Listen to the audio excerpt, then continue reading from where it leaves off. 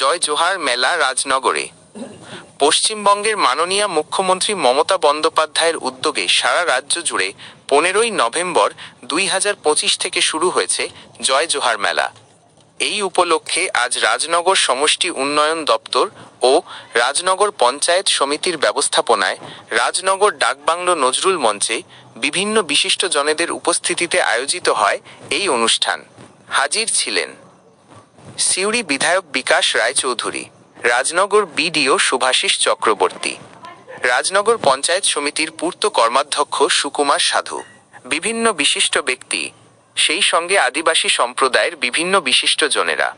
মেলা, বক্তব্য সহ বিভিন্ন আদিবাসী সম্পর্কিত বিষয়কে তুলে ধরা হয় এই অনুষ্ঠানে। রাজনগর থেকে উত্তম মণ্ডল ও বিশ্বজিৎ ঘোষের রিপোর্ট, লোকাল নিউজ। বাবুরাম এবং মোহাম্মদ শরীফ মহাশয় এবং আগত সমস্ত বিশেষ অতিথিদের কাছে আমার একটা অনুরোধ, আমি নাম সবার ঘোষণা করছি না, আপনারা দয়া করে পুষ্প নিবেদন করুন। কাকুটি এদিকে কাকু কাকু কাকু কাকু একটু মুখ পড়ে। অসংখ্য ধন্যবাদ সকলকে।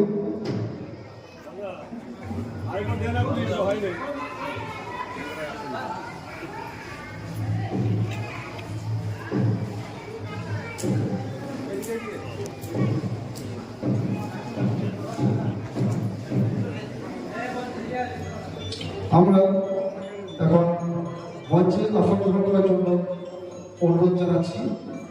প্রথমে আমরা ডেকে নিচ্ছি সিউড়ি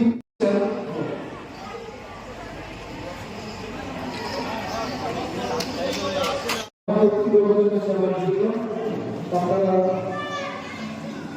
ভগবান বন্দনা করুন। আমরা প্রথমেই ভগবান